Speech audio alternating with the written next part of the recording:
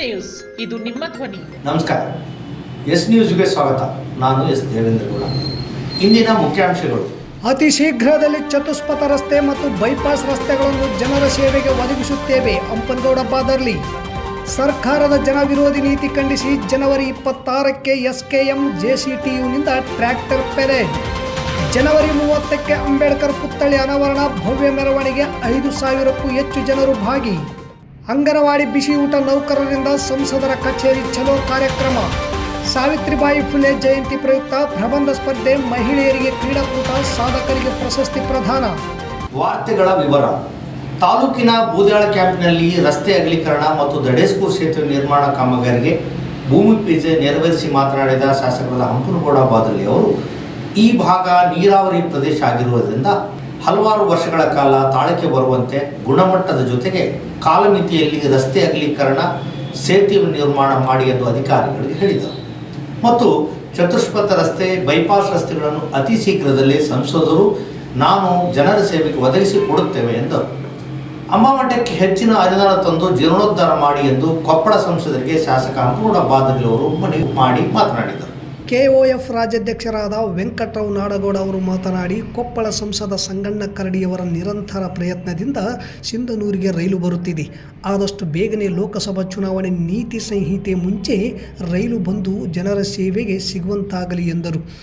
ಮಸ್ಕಿ ಕ್ಷೇತ್ರದ ಮಾಜಿ ಶಾಸಕ ಪ್ರತಾಪ್ ಗೌಡ ಪಾಟೀಲ್ ಮಾತನಾಡಿ, ಸುಮಾರು 70,000 ಕಿಲೋಮೀಟರ್ ರಸ್ತೆಗಳನ್ನು ಪ್ರಧಾನಿ ನರೇಂದ್ರ ಮೋದಿಯವರ ಆಡಳಿತದಲ್ಲಿ ಸಚಿವ ನಿತಿನ್ ಗಡ್ಕರಿಯವರ ಕಾಳಜಿಯಿಂದ ಇಷ್ಟು ರಸ್ತೆಗಳು ಅಭಿವೃದ್ಧಿಯಾಗಿವೆ. ಕೇಂದ್ರ ಸರ್ಕಾರದಿಂದ ಬಂದ ಅನುದಾನವನ್ನು ತಂದು ಕ್ಷೇತ್ರ ಅಭಿವೃದ್ಧಿಪಡಿಸುವ ಕೆಲಸ ಸಂಸದರು ಮಾಡುತ್ತಿದ್ದಾರೆ ಎಂದರು. ತಾಲೂಕಿನ ಬೂದಿಹಾಳ್ ಕ್ಯಾಂಪ್ನಲ್ಲಿ ರಾಷ್ಟ್ರೀಯ ಹೆದ್ದಾರಿ 150 ಕಿಲೋಮೀಟರ್ 184.70 ವೆಂಕಟೇಶ್ವರ ಕ್ಯಾಂಪ್ನಿಂದ ಕಿಲೋಮೀಟರ್ 198.92 ದಡೇಸೂಗೂರುವರೆಗೆ ರಸ್ತೆ ಅಗಲೀಕರಣ ಮತ್ತು ಸೇತುವೆ ನಿರ್ಮಾಣ ಕಾಮಗಾರಿಯು ಒಟ್ಟು ಉದ್ದ 14.22 ಕಿಲೋಮೀಟರ್, ಸೇತುವೆಯ ಉದ್ದ 450 ಮೀಟರ್. ಈ ಕಾಮಗಾರಿ 83.19 ಕೋಟಿ ರೂಪಾಯಿಗೆ ಟೆಂಡರ್ ದಾವಣಗೆರೆಯ ಗುತ್ತಿಗೆದಾರ ಉದಯ್ ಕುಮಾರ್ ಅವರಿಗೆ ಆಗಿದೆ ಎಂದು ಎಡಬ್ಲ್ಯೂ ಸೋಮನಗೌಡ ಮಾಹಿತಿ ನೀಡಿದರು. ಭೂಮಿ ಪೂಜೆ ಕಾರ್ಯಕ್ರಮದಲ್ಲಿ ಬಿಜೆಪಿ ಮುಖಂಡರಾದ ಕೊಪ್ಪಳ ಸಂಸದ ಸಂಗಣ್ಣ ಕರಡಿ, ಕೆ ಕರಿಯಪ್ಪ, ರಾಜೇಶ್ ಹಿರೇಮಠ್, ಅಮರೇಗೌಡ ವಿರುಪಾಪುರ್, ಬಸವರಾಜ ದಡೇಸೂಗೂರ್, ಮಧ್ವರಾಜ ಆಚಾರ್ಯ, ರಾಜಶೇಖರ್ ಪಾಟೀಲ್, ಸೋಮಲಾಪುರ ಗ್ರಾಮ ಪಂಚಾಯಿತಿ ಅಧ್ಯಕ್ಷೆ ರೇಣುಕಮ್ಮ ಹುಸೇನಪ್ಪ ಸೇರಿದಂತೆ ಅನೇಕ ಮುಖಂಡರು, ಅಧಿಕಾರಿಗಳು ಭೂಮಿ ಪೂಜೆ ಕಾರ್ಯಕ್ರಮದಲ್ಲಿ ಭಾಗವಹಿಸಿದ್ದರು. ಚುನಾವಣೆ ಪೂರ್ವದಲ್ಲಿ ಕೇಂದ್ರ ಮತ್ತು ರಾಜ್ಯ ಸರ್ಕಾರಗಳು ಕೊಟ್ಟ ಭರವಸೆಗಳನ್ನು ಈಡೇರಿಸದೆ ರೈತರ, ಕಾರ್ಮಿಕರ ವಿರೋಧ ನೀತಿಗಳ ವಿರುದ್ಧ 26ನೇ ಜನವರಿ 2024ರಂದು ಗಣರಾಜ್ಯೋತ್ಸವದಂದು ಟ್ರ್ಯಾಕ್ಟರ್ ಪೆರೇಡ್ ಮೆರವಣಿಗೆ ಹಮ್ಮಿಕೊಳ್ಳಲಾಗಿದೆ ಹಾಗೂ ತಾಲೂಕಿನ ರೈತರು, ಸಾರ್ವಜನಿಕರು, ವಿವಿಧ ಸಂಘಟನೆಯ ಮುಖಂಡರು ಭಾಗವಹಿಸಬೇಕೆಂದು ಸಂಘಟನೆಯ ಮುಖಂಡರು ಮನವಿ ಮಾಡಿಕೊಂಡರು. ನಗರದ ಪ್ರವಾಸಿ ಮಂದಿರದಲ್ಲಿ ಕರೆದ ಮಾಧ್ಯಮಗೋಷ್ಠಿಯನ್ನು ಉದ್ದೇಶಿಸಿ ಮಾತನಾಡಿದ ಶರಣಪ್ಪ ಮಳ್ಳಿಯವರು, ಕೇಂದ್ರ ಹಾಗೂ ರಾಜ್ಯ ಸರ್ಕಾರಗಳು ಚುನಾವಣೆಯಲ್ಲಿ ಜನರಿಗೆ ಕೊಟ್ಟ ಭರವಸೆಗಳನ್ನು ಈಡೇರಿಸಿದೆ. ಕೇವಲ ಅಂಬಾನಿ, ಅದಾನಿಯವರ ಸಾಲ ಮನ್ನಾ ಮಾಡಿ ರೈತರ, ಬಡ ಕಾರ್ಮಿಕರ ವಿರೋಧಿ ನೀತಿಗಳನ್ನು ಅನುಸರಿಸಿದ್ದಾರೆ. ಈ ಹಿನ್ನೆಲೆಯಲ್ಲಿ ಕಾರ್ಪೊರೇಟ್ ಪರವಾದ ಜನ ವಿರೋಧಿ ನೀತಿಗಳನ್ನು ಬಯಲುಗೊಳಿಸಲು ಧರ್ಮ ನಿರಪೇಕ್ಷ, ಜಾತ್ಯತೀತ, ಪ್ರಜಾಪ್ರಭುತ್ವ ಗಣತಂತ್ರದ ಸಂವಿಧಾನದ ರಕ್ಷಣೆಗಾಗಿ ಜನತಾ ಗಣರಾಜ್ಯೋತ್ಸವವನ್ನು ಜನವರಿ 26ರಂದು ದೇಶದಾದ್ಯಂತ ಆಚರಿಸಲು ಎಸ್ಕೆಎಂ ಜೆಸಿಟಿಯು ಕರೆ ನೀಡಿದ ಹಿನ್ನೆಲೆಯಲ್ಲಿ ನಗರದ ಯಲ್ಲಮ್ಮ ದೇವಸ್ಥಾನದಿಂದ ಕೃಷಿ ಮಾರುಕಟ್ಟೆಯವರೆಗೂ ಜನತಾ ಗಣರಾಜ್ಯೋತ್ಸವ ಟ್ರ್ಯಾಕ್ಟರ್ ಪೆರೇಡ್ ಹಮ್ಮಿಕೊಳ್ಳಲಾಗಿದೆ ಎಂದರು. ಕೃಷಿ ಉತ್ಪನ್ನಗಳಿಗೆ ಕನಿಷ್ಠ ಬೆಂಬಲ ಬೆಲೆ ಕಾಯ್ದೆ ಜಾರಿಗೆ ಆಗ್ರಹ, ಭೂ ಸುಧಾರಣೆ ತಿದ್ದುಪಡಿ ಕಾಯ್ದೆ ವಾಪಸ್ಸು ಪಡೆದು ಎಪಿಎಂಸಿ ಕಾಯ್ದೆಯ ತಿದ್ದುಪಡಿ ಕೂಡಲೇ ರದ್ದುಪಡಿಸಬೇಕು. ವಿದ್ಯುತ್ ಖಾಸಗೀಕರಣ ಕೈಬಿಡಬೇಕು. ಕೃಷಿ ಸಬ್ಸಿಡಿ ಕಡಿತಗೊಳಿಸಿರುವುದನ್ನು ಹಿಂಪಡೆಯಬೇಕು. ರೈತರ ಸಾಲದ ನೆಪದಿಂದ ಆಸ್ತಿ ಜಪ್ತಿ ಮಾಡುವುದನ್ನು ನಿಲ್ಲಿಸಬೇಕು. ರೈತರ ಸಾಲ ಸಂಪೂರ್ಣ ಮನ್ನಾ ಮಾಡಬೇಕು. ದೆಹಲಿ ಹೋರಾಟದಲ್ಲಿ ರೈತರ ಮೇಲೆ ಹಾಕಿದ ಸುಳ್ಳು ಕೇಸುಗಳನ್ನು ವಾಪಸ್ ಪಡೆಯಬೇಕು ಎಂಬ ಹಲವಾರು ಹಕ್ಕೊತ್ತಾಯಗಳನ್ನು ಈಡೇರಿಕೆಗೆ ಒತ್ತಾಯಿಸಿ ಟ್ರ್ಯಾಕ್ಟರ್ ಪೆರೇಡ್ ಹಮ್ಮಿಕೊಳ್ಳಲಾಗಿದೆ ಎಂದು ಅಮೀನ್ ಪಾಷಾ ದಿದ್ದಿಗೆ ತಿಳಿಸಿದರು. ಈ ಸಂದರ್ಭದಲ್ಲಿ ಡಿಎಚ್ ಕಂಬಳಿ, ಅಮರೇಶ್ ಪಾಟೀಲ್, ಚಿಟ್ಟಿಬಾಬು, ನಾಗರಾಜ್ ಪೂಜಾರ್, ಚಂದ್ರಶೇಖರ್ ಗೊರೆಬಾಳ್, ಎಸ್ ದೇವೇಂದ್ರಗೌಡ, ಬಸವಂತರಾಯಗೌಡ ಕಲ್ಲೂರ್, ರಾಮಯ್ಯ ಜವಳಗೇರ್ ಸೇರಿದಂತೆ ಅನೇಕ ಮುಖಂಡರು ಉಪಸ್ಥಿತರಿದ್ದರು. ಮತ್ತು ರಾಜ್ಯ ಸರ್ಕಾರಗಳಿಗೆ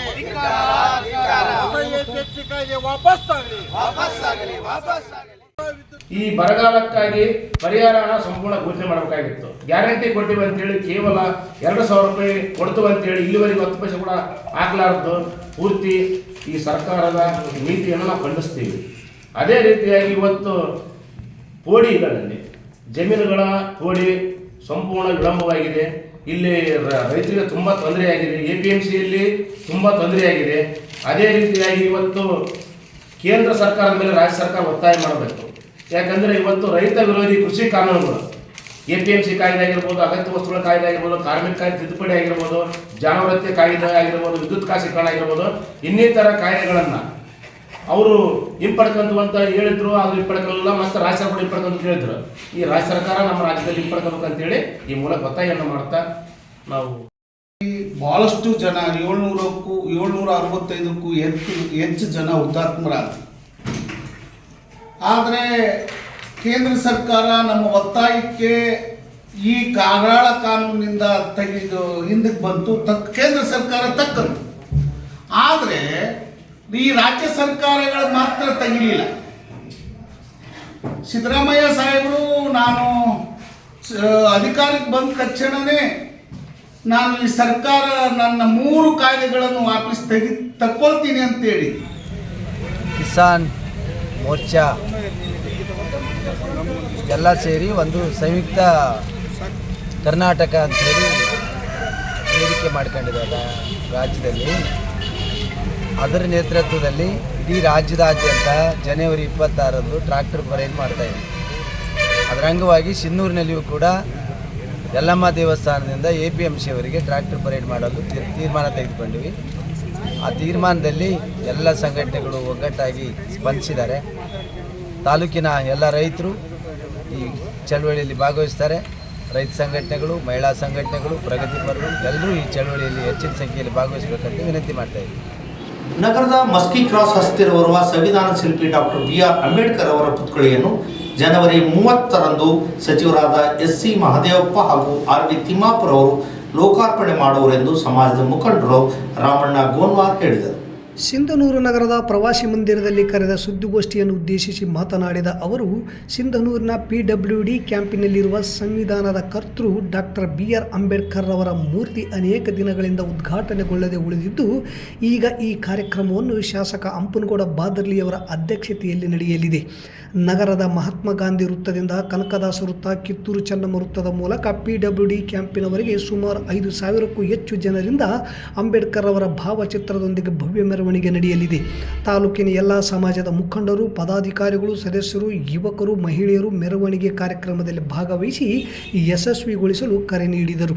ಈ ಸಂದರ್ಭದಲ್ಲಿ ವಿವಿಧ ಸಮಾಜದ ಮುಖಂಡರಾದ ರಾಯಪ್ಪ ವಕೀಲರು, HN Badiger, Khader Subhani, R ಬೋನ್ವೆಂಚರ್, V Basavaraj, Allama ಪ್ರಭು ಪೂಜಾರ್, ರಾಮಣ್ಣ ಗೋನ್ವಾರ್, ಮರಿಯಪ್ಪ ಜಾಲಿಹಾಳ್, R ಅಂಬ್ರೂಸ್, ಅಮರೇಶ್ ಗಿರಿಜಾಲಿ, ಹನುಮಂತ ಗೋಮರ್ಸಿ, ಹಸೇನಪ್ಪ ಸೂಲಂಗಿ, ಮುರ್ತುಜಾ ಹುಸೇನ್, ರಾಮಕೃಷ್ಣ ಭಜಂತ್ರಿ, ನಿರುಪಾದಿ ಸಾಸಲಮರಿ, ಜನಸೇವಾ ಸಂಸ್ಥೆಯ ಅಧ್ಯಕ್ಷೆ ಮಹಾನಂದಿ, ಚಾಮುಂಡೇಶ್ವರಿ, ಮರಿಯಪ್ಪ ಚಿರು, ಹನುಮೇಶ್ ಮೈತ್ರಿ, ಅಶೋಕ್ ಗೊರೆಪಾಳ್ ಸೇರಿದಂತೆ ಅನೇಕ ವಿವಿಧ ಸಮಾಜದ ಮುಖಂಡರು ಉಪಸ್ಥಿತರಿದ್ದರು. ಸಮಾಜ ಶರಣರ ಹಿತನುಡಿಗಳನ್ನು ಮತ್ತು ಹೋರಾಟಗಾರರ ಅಂಬೇಡ್ಕರ್ ನಡೆದು ಬಂದಿರತಕ್ಕಂಥ ಚಿಂತನ ಮಂಥನ ಕಾರ್ಯದಲ್ಲಿ ತಾವೆಲ್ಲರೂ ಏನಂತರ ಪಾಲ್ಗೊಂಡು ಅಂಬೇಡ್ಕರರ ಸಿದ್ಧಾಂತ ಮತ್ತು ವಿಚಾರಧಾರೆಗಳನ್ನು ತಿಳಿದುಕೊಳ್ತಕ್ಕಂಥದ್ದು ಅತ್ಯಂತ ಅವಶ್ಯಕತೆ ಇರುವುದರಿಂದ 30ನೇ ತಾರೀಕು ಆಯೋಜಿಸಿರ್ತಕ್ಕಂಥ ಲೋಕಾರ್ಪಣಾ ಕಾರ್ಯಕ್ರಮದಲ್ಲಿ ತಾಲೂಕಿನ ಎಲ್ಲ ಸಮಸ್ತ ನಾಗರಿಕರು ಸ್ವಹಿತಾಸಕ್ತಿಯಿಂದ ಆಗಮಿಸಿ ಆ ಕಾರ್ಯಕ್ರಮವನ್ನು ಯಶಸ್ವಿಗೊಳಿಸಬೇಕಂತಂದು ಸಿಂಧನೂರಿನ ಸಮಸ್ತ ನಾಗರಿಕರಲ್ಲಿ ಪುತ್ಥಳಿಕಾ ನಿವಾರಣ ಸಮಿತಿಯ ವತಿಯಿಂದ ನಾನು ಸ್ವಾಗತವನ್ನು ಕೋರಿ ಅಭಿನಂದನೆಗಳನ್ನು ತಿಳಿಸುತ್ತೇನೆ.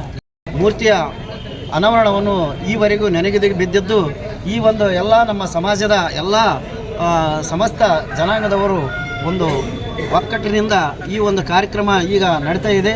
ಹಾಗಾಗಿ ನಮ್ಮ ಈ ಒಂದು ಸಿಂಧನೂರು ತಾಲೂಕಿನ ಮತ್ತು ಪಕ್ಕದ ತಾಲೂಕಿನ ಎಲ್ಲ ಸಮಾಜದ ಮತ್ತು ಸಮಾಜದ ಅಧ್ಯಕ್ಷರುಗಳು ಎಲ್ಲ ಸರ್ವಧರ್ಮೀಯರು ಈ ಒಂದು ಕಾರ್ಯಕ್ರಮದಲ್ಲಿ ಭಾಗವಹಿಸಿ ಈ ಒಂದು ಮೂರ್ತಿಯ ಅನಾವರಣವನ್ನು ಯಶಸ್ವಿಗೊಳಿಸಬೇಕು.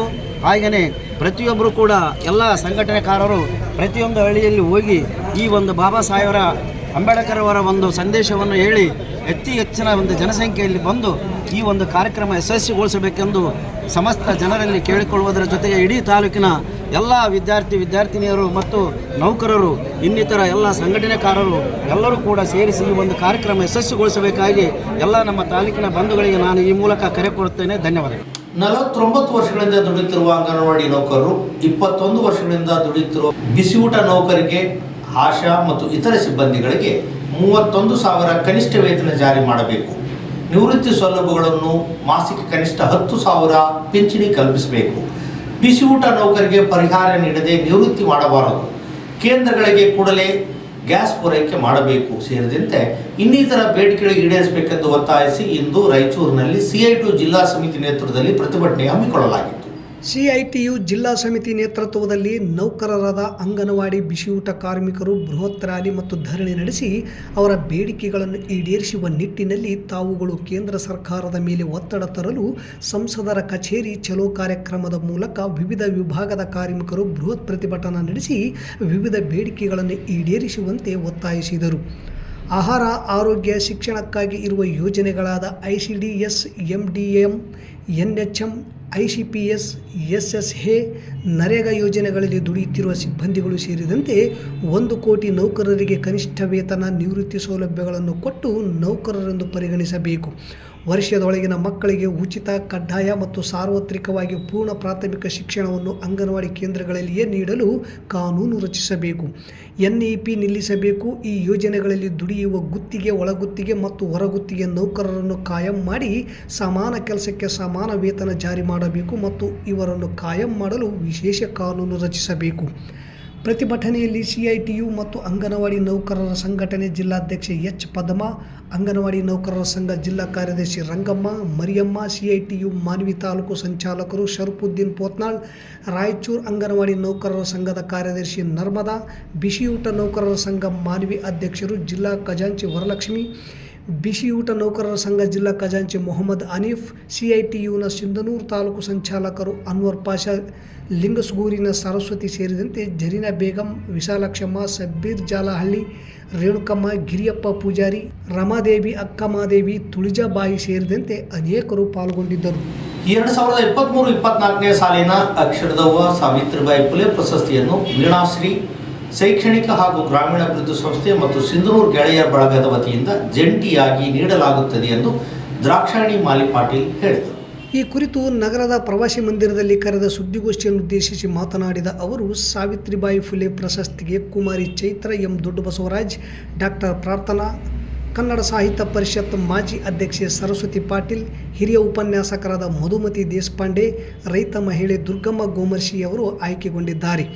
ಫೆಬ್ರವರಿ ತಿಂಗಳಿನಲ್ಲಿ ಪ್ರಶಸ್ತಿ ಪ್ರದಾನ ಕಾರ್ಯಕ್ರಮ ಹಮ್ಮಿಕೊಳ್ಳಲಾಗುವುದು. ಅದರ ಪೂರ್ವಭಾವಿಯಾಗಿ ಜನವರಿ 28ರಂದು ನಗರದ ಶಂಕರ್ ಟ್ರಸ್ಟ್ ಕಾಲೇಜಿನಲ್ಲಿ ಪದವಿ ಪೂರ್ವ ಮತ್ತು ಪದವಿ ಮಹಾವಿದ್ಯಾಲಯದ ವಿದ್ಯಾರ್ಥಿಗಳಿಗೆ ಸಾವಿತ್ರಿಬಾಯಿ ಫುಲೆಯವರ ಕುರಿತು ಪ್ರಬಂಧ ಸ್ಪರ್ಧೆ ಹಾಗೂ ಮಹಿಳೆಯರಿಗೆ ವಿವಿಧ ಬಗೆಯ ಕ್ರೀಡಾಕೂಟಗಳನ್ನು ಆಯೋಜಿಸಲಾಗಿದೆ.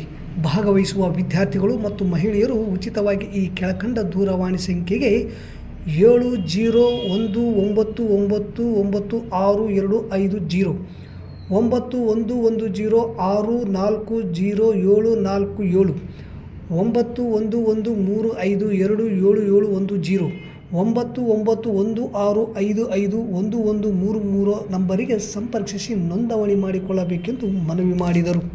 ಗ್ರಾಮೀಣಾಭಿವೃದ್ಧಿ ಸಂಸ್ಥೆ ವತಿಯಿಂದ ಹಾಗೂ ಗೆಳೆಯರ ಬಳಗದ ಸಂಘದ ವತಿಯಿಂದ ನಾವು ಮಹಿಳೆಯರಿಗೆ ಕೂಡ ಕ್ರೀಡಾಕೂಟಗಳನ್ನು ಆಯೋಜಿಸಿದ್ದೇವೆ. ಆಮೇಲೆ ಪದವಿ ಪೂರ್ವ ಕಾಲೇಜು ಹಾಗೂ ಮಹಾವಿದ್ಯಾಲಯದಿಂದನೂ ನಾವು ಪ್ರಬಂಧ ಸಾವಿತ್ರಿಬಾಯಿ ಫುಲೆ ಪ್ರಬಂಧನ ನಾವು ಮಾಡಿದ್ದೀವಿ ರೀ. ಭಾರತದ ಮೊಟ್ಟ ಮೊದಲ ಶಿಕ್ಷಕಿಯಾದಂಥ ಸಾವಿತ್ರಿಬಾಯಿ ಫುಲೆ ಅವರ ಚರಿತ್ರೆಯ ಬಗ್ಗೆ ಪ್ರಬಂಧನ ನಾವು ಮಾಡಿದ್ವಿ.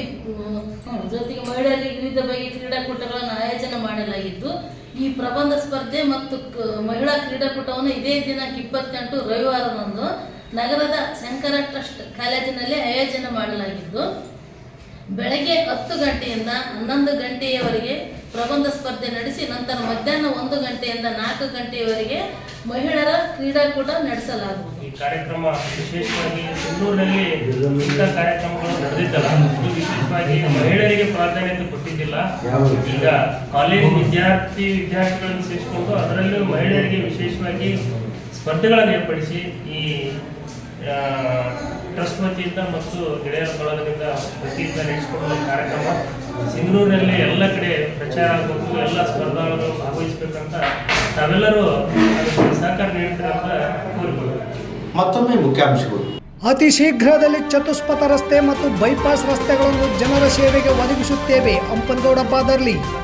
ಸರ್ಕಾರದ ಜನವಿರೋಧಿ ನೀತಿ ಖಂಡಿಸಿ ಜನವರಿ 26ಕ್ಕೆ SKM JCTUನಿಂದ ಟ್ರ್ಯಾಕ್ಟರ್ ಪೆರೇಡ್. ಜನವರಿ 30ಕ್ಕೆ ಅಂಬೇಡ್ಕರ್ ಪುತ್ಥಳಿ ಅನಾವರಣ, ಭವ್ಯ ಮೆರವಣಿಗೆ, 5,000ಕ್ಕೂ ಹೆಚ್ಚು ಜನರು ಭಾಗಿ. ಅಂಗನವಾಡಿ ಬಿಸಿ ಊಟ ನೌಕರರಿಂದ ಸಂಸದರ ಕಚೇರಿ ಚಲೋ ಕಾರ್ಯಕ್ರಮ. ಸಾವಿತ್ರಿಬಾಯಿ ಫುಲೆ ಜಯಂತಿ ಪ್ರಯುಕ್ತ ಪ್ರಬಂಧ ಸ್ಪರ್ಧೆ, ಮಹಿಳೆಯರಿಗೆ ಕ್ರೀಡಾಕೂಟ, ಸಾಧಕರಿಗೆ ಪ್ರಶಸ್ತಿ ಪ್ರದಾನ. ಇಲ್ಲಿಗೆ ವಾರ್ತಾ ಪ್ರಸಾರ ಮುಕ್ತಾಯವಾಯಿತು. ನಿರಂತರ ಸುದ್ದಿಗಾಗಿ ವೀಕ್ಷಿಸಿ ಎಸ್ ನ್ಯೂಸ್. ಇದು ನಿಮ್ಮ ಧ್ವನಿ. ನಮಸ್ಕಾರ.